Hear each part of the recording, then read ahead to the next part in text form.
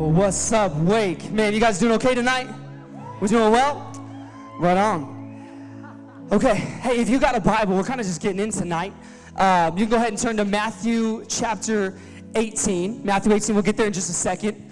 And we are, if you haven't been here for a while, we're in the fourth week of a series that we've entitled Hidden Truths. And so we've been going all through the parables of Jesus and just kind of taking a deep dive, trying to learn more about these stories that Jesus would tell. And so, again, if you haven't been around, a parable is basically a made-up story that's got a really deep, profound truth that sometimes is a little hidden. You kind of have to dig a little deep to find exactly maybe what Jesus was talking about. And so we're kind of just trying to look at these and gain that greater understanding. I don't want anybody reading these in their Bible, kind of skimming over them and missing out on so many of the great nuggets of gold and nuggets of truth that are in these things. And so tonight, and I'll say this real quick. I haven't been up here yet. My name is Brandon, if we haven't met, and I'm the youth and young adults pastor here at Copper Point. And I'm glad you guys are here. I see a lot of familiar faces. That's always fun. Some of you guys have been like ride or dies here for the last 7 years, and I love you guys. Some of you guys might be brand new tonight, and I just want to give a special welcome to you. Would you guys give it up for all of our first-time guests that we have tonight? You guys are part of the Wake fam.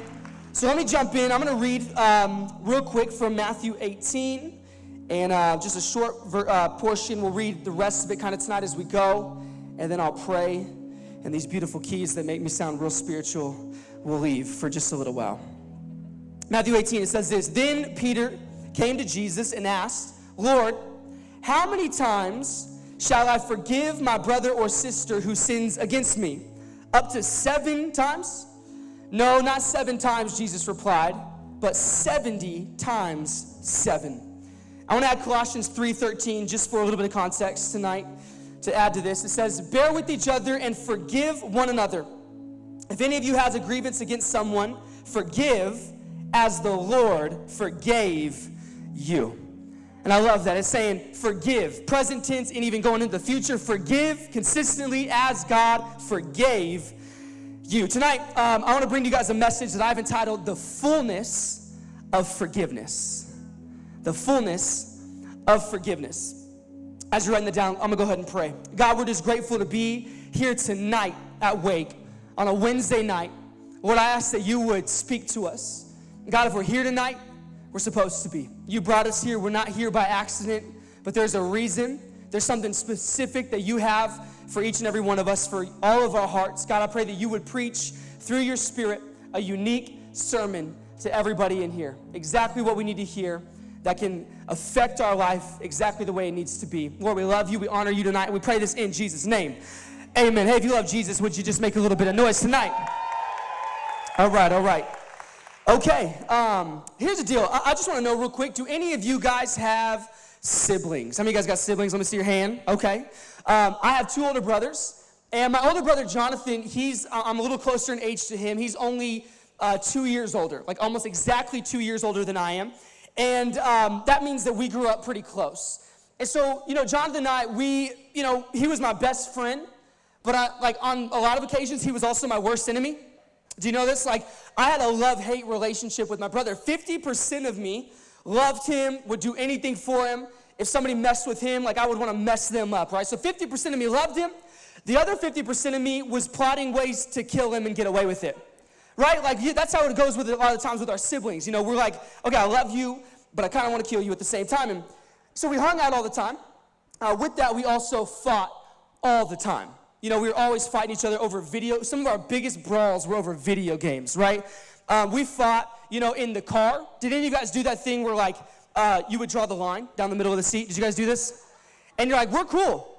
You cross this line, I'm going to punch you in your stupid face, right? That's it got that intense growing up, and loved him, but don't cross the line or it's going to get bad. And we'd fight playing sports, and my brother Jonathan's kind of funny because we still joke with him to this day. We're like, Jonathan, you don't know how to play. Most people, they have that switch in their brain that's this is too rough. I shouldn't take this far. This is my brother. Jonathan, he doesn't have that. And so we'd be like, fake fighting, and then it would turn into like a real fight. And so all of a sudden, like, I'm just taking blows, and I'm like, what is happening right now? And to this day, he's still kind of like that. He'll go out back and be playing catch with his 4-year-old daughter and just chuck a line drive at her face. Like, not on purpose. It's the way God built him, So many times when we were younger, we would get in these small fights that because he doesn't have that switch in his brain, they would turn into bigger fights, and we would have these brawls. And then my dad would come running in and be like, what in the world did you guys do? And he'd break us up. And then he would do that thing where he would make us hug. Any of your parents make you hug? How many of you guys, your parents made you kiss? Yeah, that's wrong. They're wrong for that. I'd have to kiss him. But we would have to hug, and we couldn't let go of each other, that embrace, until we both said, I forgive you, and I'm sorry, right? So we would be like, all right, and it's funny because when you're really little, that happens so fast. Have you ever seen how quickly little boys can forgive each other? It's like one little boy's got a plastic bat, just smacks him over the head. Next minute, they're best buddies again. They're running around. And it's funny because for me, my brother, it was quick. The moment that we had to hug and make up, it was over like it never happened. And, I'm talking about forgiveness tonight, and I wish for us today that it was always that easy to forgive. But in reality, it's not. And I know that a lot of you guys in here tonight, you walked in here with very real things and very real issues tonight, very big offenses that you walked in this place with, that you've had for maybe the past week, or maybe offenses that you've been carrying now for maybe almost 20 years of your life. I don't know how long it's been, but you have maybe something in your life that you have deemed as unforgivable. You have something that someone has done in your life, or someone that's done something, and you look at them as, I cannot forgive that person. So tonight as we talk about this, I wanted to make this clear from the beginning, that as we unpack this parable, we're going to find out that as Christians, we don't really have the option to forgive.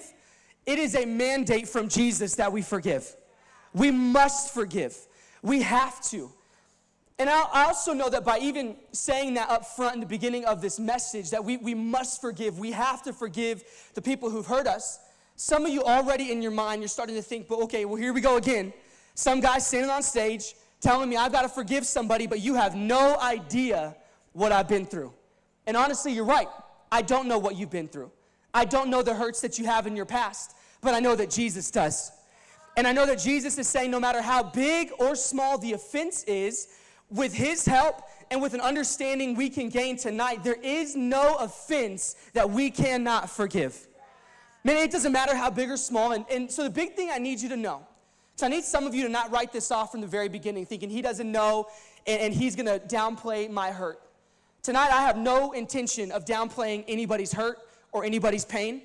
And so if you will you stick with me as I go tonight? And I'm going to get to this in a few moments. What do we do when our hurt is big? What do we do when our hurt is very real and it consumes much of our life? And so stay with me. Is that cool? Can you stay with me?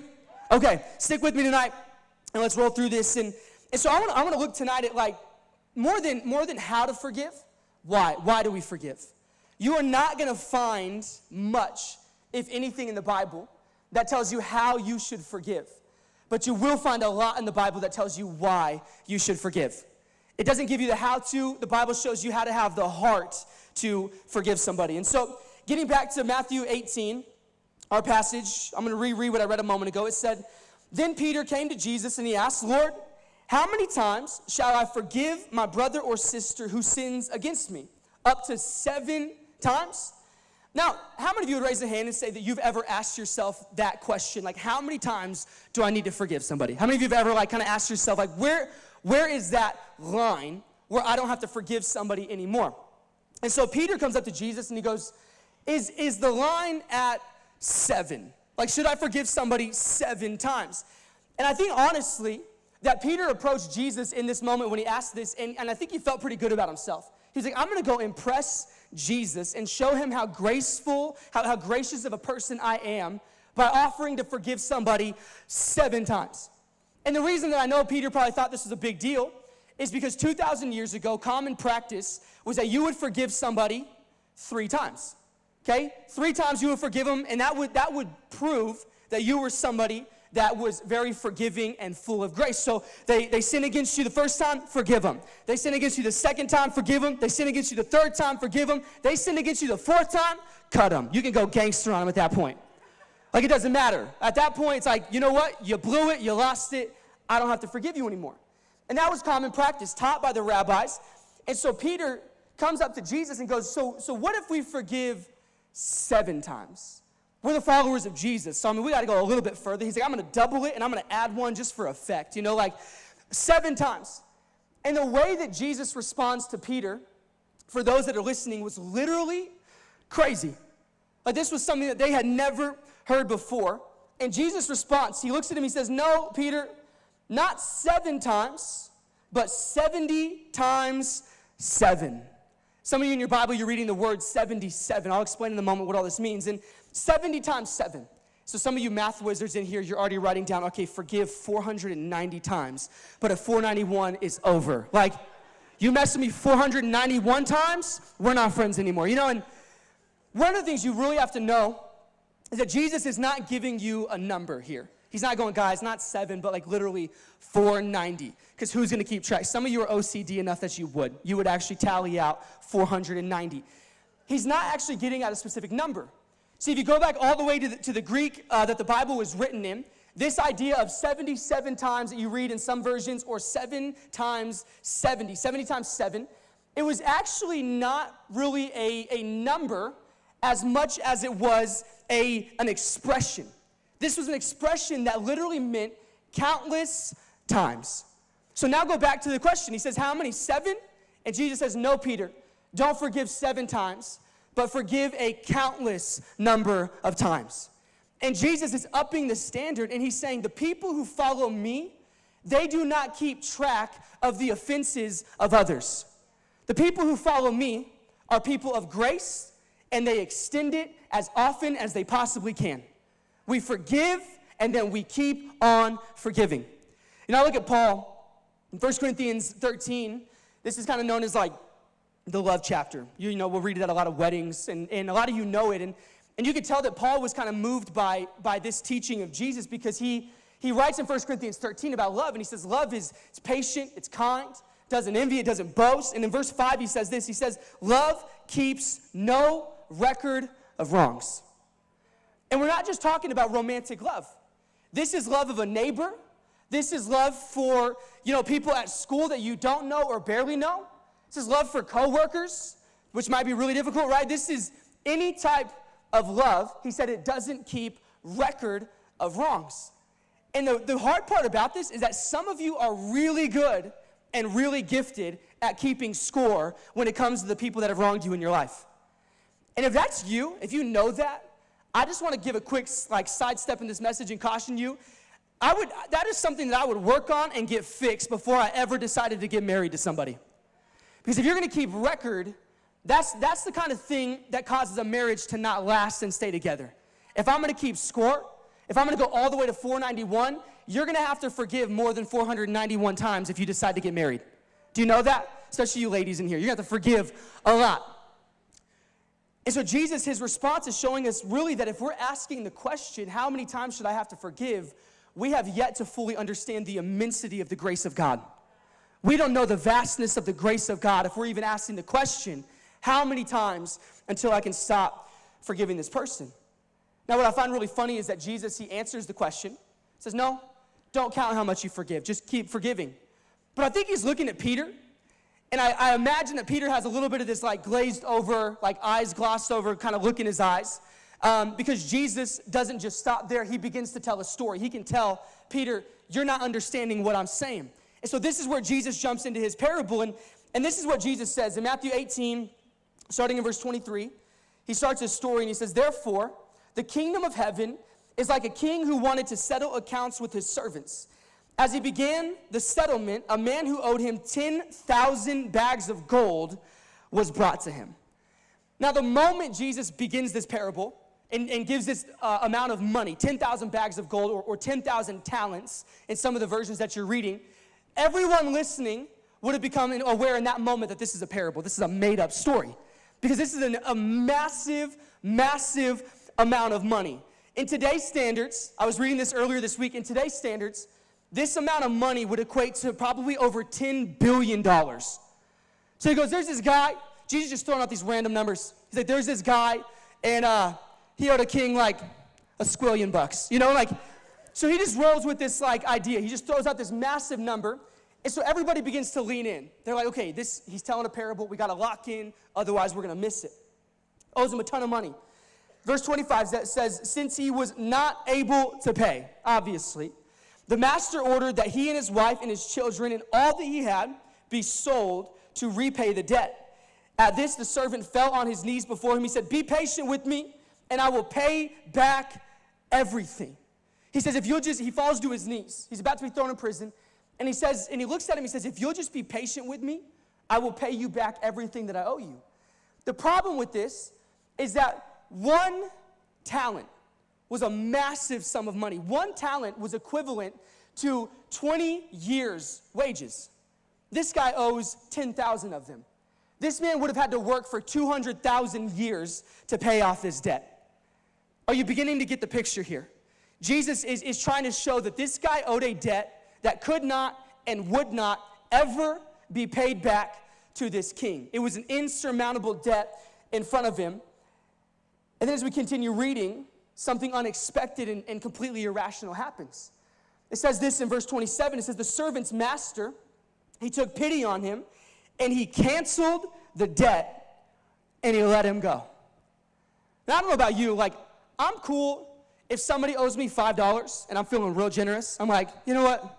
We'll just call it even. Like, we're fine. You're like, maybe I'll let that number climb to like 15, 20 bucks. You know, some of you are like, bro, that's getting way too high. Like, we can cancel certain debts, but again, we're talking about a debt of $10 billion, the equivalent of $10 billion. And this king just says, hey, you know what, bro? I'm going to have compassion on you. Why don't you get back up on your feet? Just get out of here. We're going to cancel the debt. Go be free. Go get your family. Go do your thing, whatever you need to do. And I wonder tonight, as I'm sharing this story in this parable, if we're beginning to understand the bigger picture of what Jesus is getting at here.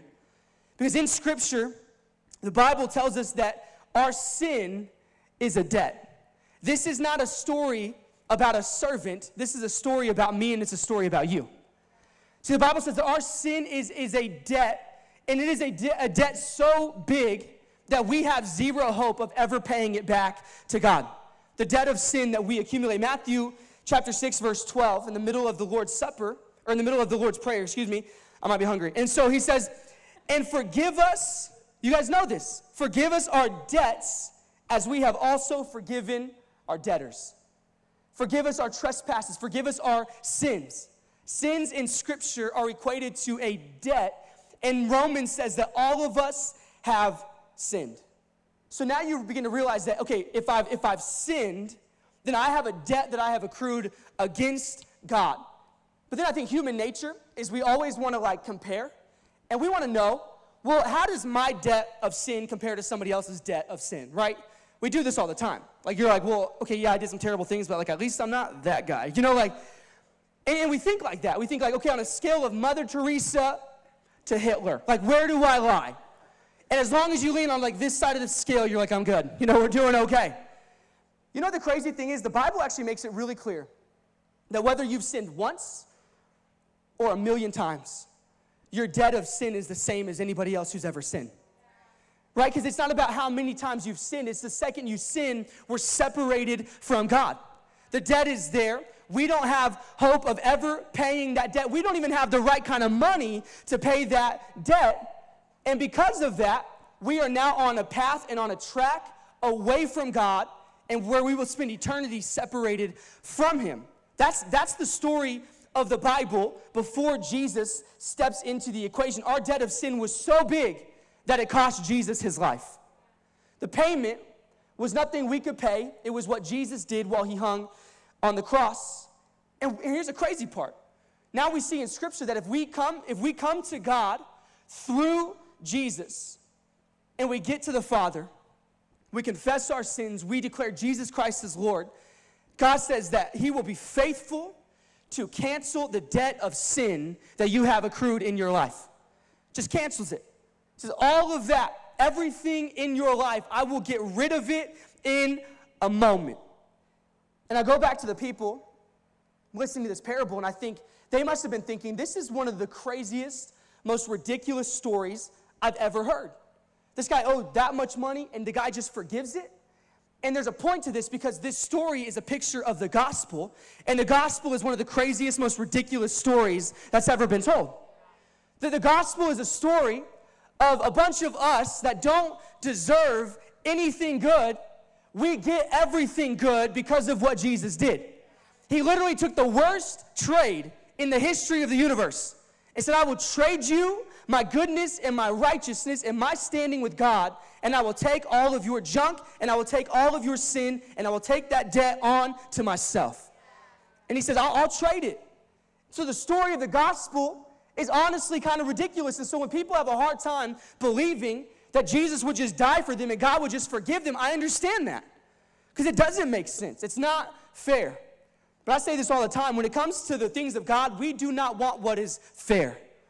Because what is fair is what sends us away from God. What is unfair is the thing that Jesus did that gets us back into the presence and in the right standing with God. So verse 28, it says, I'll read the very first part of it. It says, but when that servant went out. So he is forgiven this massive debt. It says, now when he went out. Now I don't know about you, but as I'm reading this, when I was reading this for the first time, I was like, surely this guy goes out and he's just like a different person. He's just the most generous guy in the world. Like he's buying everybody's food. He's buying people's gas for them. He's just making it rain on any homeless guy he sees. He's like, there you go. Just like whatever you need, bro. Like, because he's been forgiven $10 billion. And he walks out and you're thinking, surely this guy has just become the most generous, giving man this world has ever seen. Well, look at this. It says, when the servant went out, he found one of his fellow servants who owed him 100 silver coins. And he grabbed him, and he got him in a guillotine chokehold. And he said, pay back what you owe me. Like he goes straight up dog the bounty hunter on one of his fellow servants. He's like, you owe me money? I got to get that money. He puts him in a chokehold, and he says, pay me what you owe me. We all have that one friend that like is in debt to you like $1,000 because they always magically forget their wallet. You're always buying their stuff for them. And then like that one time, you forgot your wallet, and so they step in and they buy your coffee for you, and you're like, wow, what a generous act. Just to like later that night, you get a text that's like, you owe me $4. You're like, we all have that friend, right? You need not be friends with them anymore, but like, that's like what this guy does. He's been given so much, and he walks out, and he finds a guy that owes him 100 silver coins, and he strangles him, and he says, give me what you owe me. And I know this looks bad, but what we're about to find out is that this is exactly how we look to God when we try to receive his forgiveness, his cancellation of our debt, and we will not in turn grant that same forgiveness to other people. It's exactly what we look like in the eyes of God. It's funny because we will beg for mercy for ourselves, but we will so often demand justice for other people. We say, God, please give me mercy. But then we look at other people and we say, but give them justice. Give them what they deserve. We look at other people and we say, please forgive me. Please give me mercy. Have you noticed how much we hate being the one that isn't forgiven? Yet how often we will withhold forgiveness from other people. Right? We have to be aware of our duplicitous nature. Because these are the things that work against us. And these are the things that I believe drive God crazy. And so we have to ask ourselves, what do we want in our life? Do we want a life that is surrounded by and defined by mercy? Or do we want a life that is surrounded by and defined by justice? Because you can't have both. It's not both. It's one or the other. We cannot expect one thing for our life and wish for something else entirely for someone else's life. It doesn't work like that. So we look like this servant. We literally look like a crazy person to God as we leave his presence and we won't go and forgive other people. As we go back to Matthew 18, I really want to point something out because I think this is important to this story. So he leaves the presence of the king, and he goes and finds this guy. He owes him 100 silver coins. 100 silver coins. I've heard this preached before in a way that I think does not really help in this story. I've heard people preach, okay, so he's forgiven $1 billion, $10 billion, and then he goes out and finds some guy that owes him like $5, and he just starts like just choke slamming him to the ground. Here's the reality though. the amount of money, the 100 silver coins, was not $5. The 100 silver coins today would actually equate to about $12,000. Now, I just want to know who's in this room tonight, but for how many of you is $12,000 like a lot of money? Let's just see. Okay. A few people not raising their hand, be friends with them. They are wealthy. You need some wealthy friends, okay? So $12,000. And I remember the first time I read that, I began to then think, okay, this guy's still crazy. Like, we cannot understand the level of crazy. But it became a little more understandable. $12,000 is no small amount of money. Like, you owe me 12 grand, like, we're going to have some problems, right? I'm going to choke you too. I owes him $12,000, and so he goes out and he's like, I need this money. We don't know exactly what for. We don't know if he felt bad and he was like, and he didn't accept the grace of the king and he thought, I'm going to go pay him back. I got to start. We don't know why he did this. But $12,000 is a lot of money. Why I believe this is significant. Like I said in the beginning of this message, some of you walked in here tonight and your offenses that you're holding in life are not small. You are holding on to $12,000 hurts, $12,000 offenses, and I in no way tonight want to make the things that you're going through seem small and insignificant because I know that it's big. I know that some of you guys are struggling. Some of you guys have some pretty big hurts in your life. Some of you walked in here tonight and you're wearing scars from past relationships.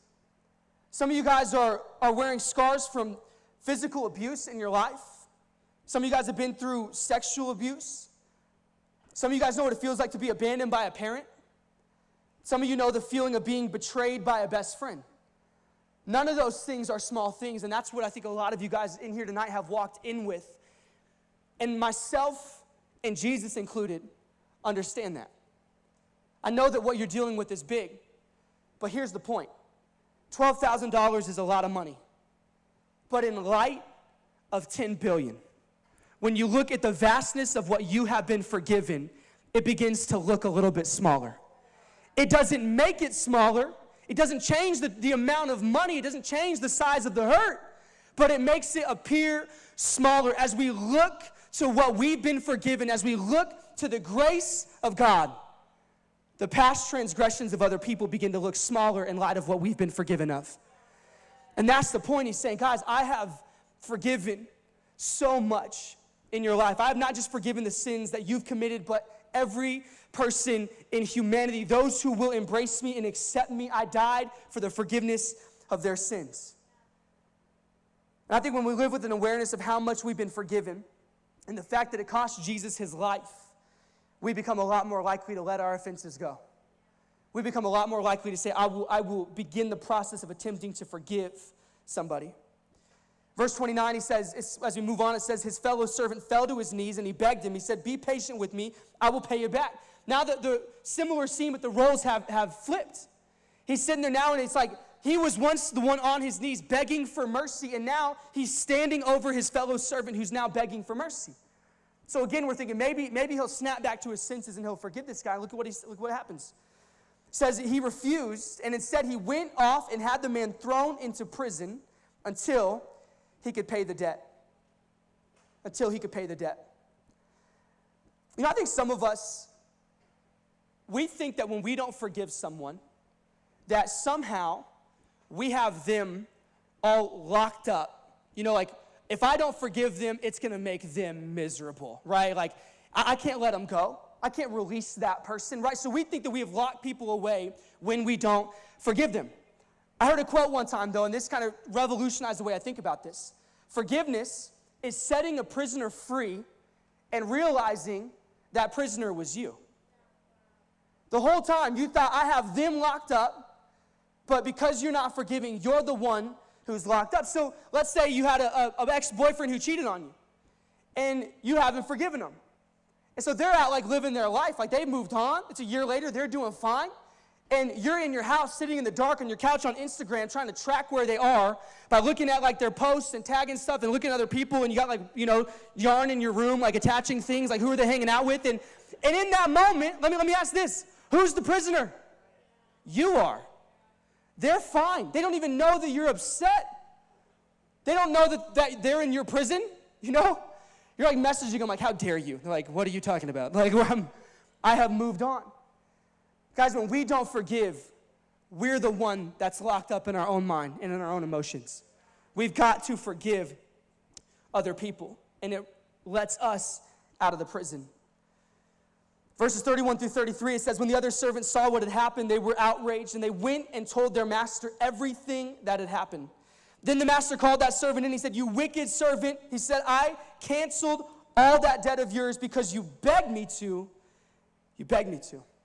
Not because you earned it, not because you could pay it back, but because you asked me. And I canceled the entire debt. And something you have to understand, guys, is that forgiveness is never about a debt being paid. It's about a debt being canceled. If you wait till someone has paid you back to forgive them, that is not forgiveness. Forgiveness says, I look at them and I realize they can never pay back what they took from me, but I forgive you anyway. Before you apologize, before I think you deserve it, I will forgive you. You know, one of the biggest problems is that there's so many of us that we're waiting to forgive someone who's hurt us until they apologize to us. Like when they apologize, then I'll forgive them. You know, the hard part about this, I was actually talking to somebody a few months ago that was telling me about their life and how much bitterness they had had. And they said, I so desperately, for so long, needed my dad to apologize to me so I could forgive him. And one day my dad suddenly passed away. And then I had this just crippling feeling where I realized I'm going to live the rest of my life not able to forgive my dad because he never apologized.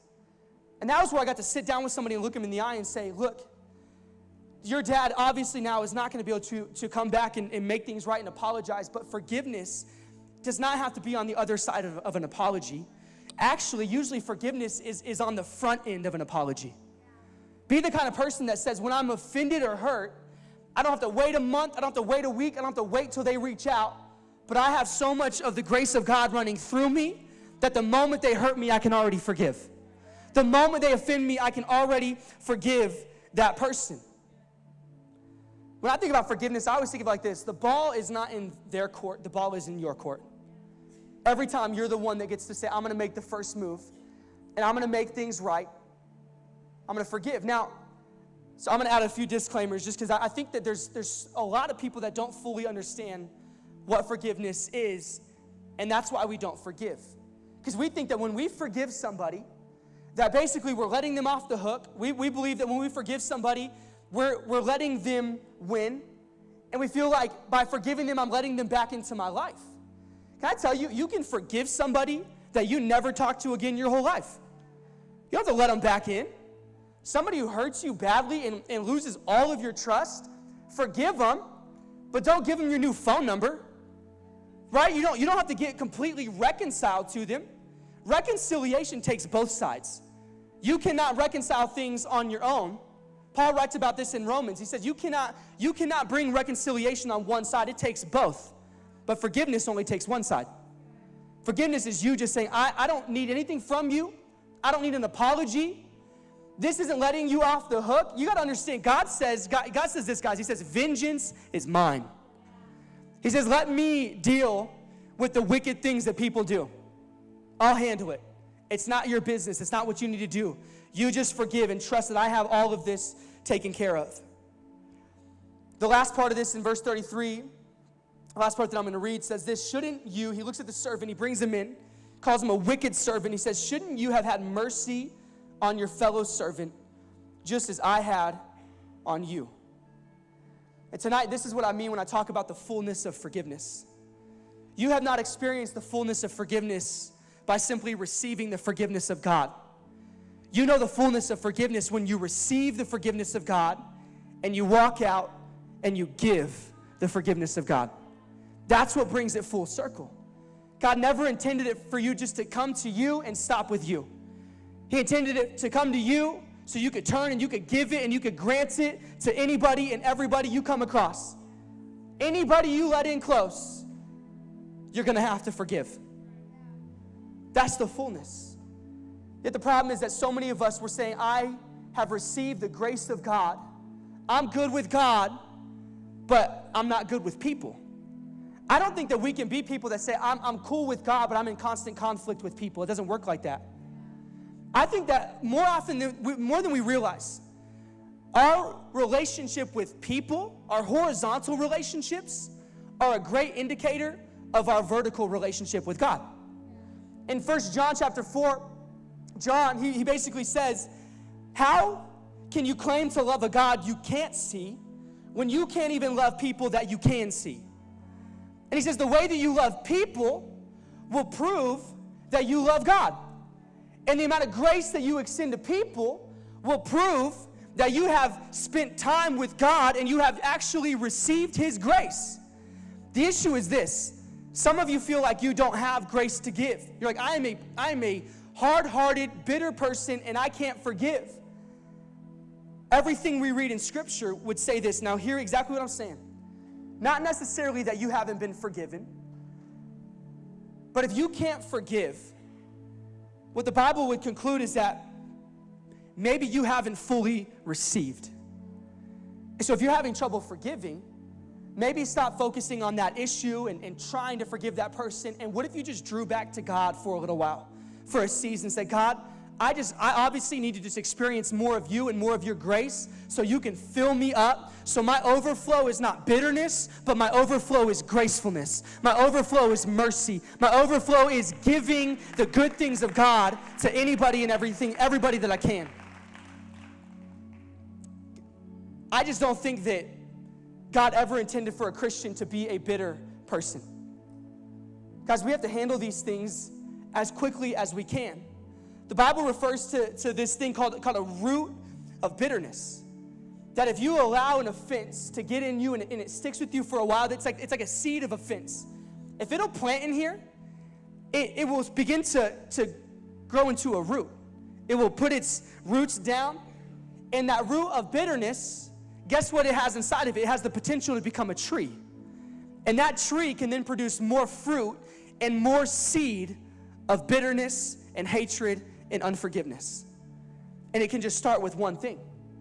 Don't believe the lie of the enemy that, hey, you're pretty good at forgiving everybody, but there's that one person in your life, like, they've done so much, you don't need to forgive them. You don't need to let that one go. Hold on to that one because that's just so much bigger and so much more egregious than anything else. That is a lie from the enemy to get you to have a root of bitterness, so someday you turn around and now you've got a tree and you don't even know what to do with it anymore. Don't let anything stick. Don't let anything stay. Jesus says we've got to forgive. Don't live in a prison anymore. You know, I thought for a long time today, I really did, probably an hour, I just sat and I was like, why does the Bible not tell us how to forgive? Have you ever wondered this? Like, I was looking for stuff today. I was like, God, give me something. Like, how do we forgive? And it was like blogs with people's opinions. I was like, I don't need to teach that. And so the Bible doesn't tell you how. And I began to think of it like this. I was thinking, you know, if somebody came to me and they said, Brandon, will you teach me how to be a generous person? I was like, okay, well, what would my response be? My response would be, sure.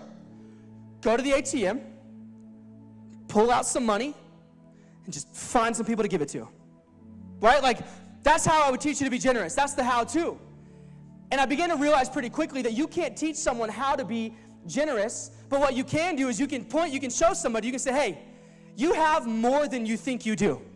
You have more than you realize you do. And if you were to take that money, do you realize the amount of people that you could help? Do you realize the amount of good that you could do if you, and so rather than teach them how, you give them a vision for what they can do with it. And so I think the Bible doesn't teach you how to forgive because it would say something kind of like, well, take the forgiveness God gave you and just go give it to people. Like, it's that simple. But rather than do that, God says, no, I'm not going to teach you how, but I want to give you a vision and show you that there are so many great things you can do if you'll forgive. You can, guys, I think we don't realize your forgiveness can be your greatest witness. I really think that. Think about the people you could forgive right now that are looking at you like, I don't deserve to be forgiven. Why in the world would you forgive me? And you get to respond, I forgive you because Jesus forgave me. And that in that moment becomes a witness. We can do more than we realize that we can. Would you guys stand with me tonight?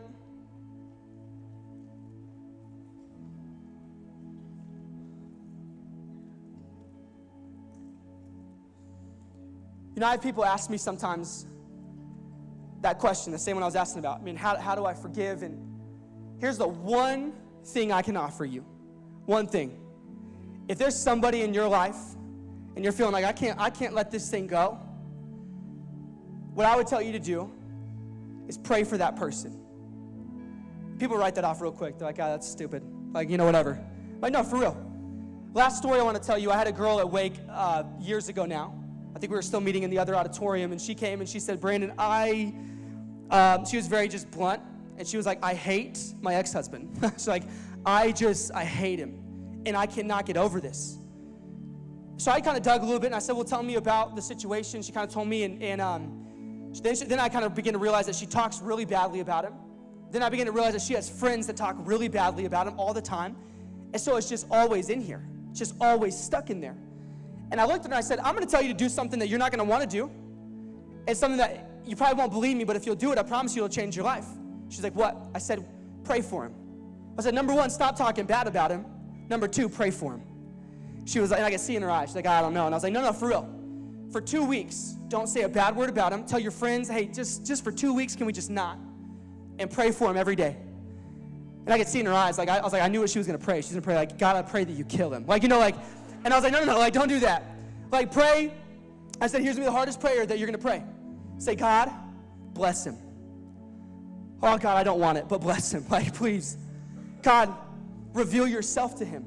This guy obviously didn't know Jesus. Jesus, reveal yourself to him. Show him that he can have grace. Do you realize that the people that have hurt you, they need the grace of Jesus just as much as you do? You need the grace of Jesus right now for healing. They need the grace of Jesus for salvation. And we know we've gotten to a real bad place. If there's anybody we look at on this earth and we say, I don't want them to be in heaven. It's a rough place to get to. Jesus died for you, and he died for the worst people that have ever walked this planet. The ones who embrace him and receive him. We might be surprised someday who's up there. Like you? But what a cool moment to see the expanse and the greatness of the grace of God. Some of you guys, you don't have to leave here tonight and make phone calls. You don't have to go tell somebody you forgave them. That's kind of a weird thing to do. You walk up like, I forgive you. They're like, for what? Honestly, forgiveness is it's your thing. It's a private thing for you. Some of you, though, I haven't talked much about this tonight at all, really, but some of you need to go ask for forgiveness. That's a great step as well. Because the whole time I'm talking about, some of you guys are hurt. Others of you can't stop thinking about the people you've hurt. And I think it's a better step for you to go to that person and say, hey, I know what I did was wrong. And you own up to it and you say, will you forgive me? That's what brings the reconciliation. God's ultimate idea is that we would all be reconciled. But again, what's up to us is just forgive them. And there's others of you in here tonight, and I would say, you probably are saying, I want forgiveness of sins. I don't have a relationship with Jesus, and I just want to start there tonight. Guys, through the power of the Holy Spirit that we have today, we can forgive. We can seek the forgiveness we need. We can be reconciled back to people, and our lives and our relationships can be a picture of the gospel of Jesus Christ. Guys, don't carry hurt anymore.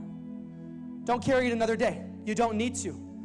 Many of you are holding a burden that God's looking at you with so much compassion, saying, I do not need you weighted down by that. Let me take it from you. But God will not rip it out of your hands. He needs you to open your hand and give it to him.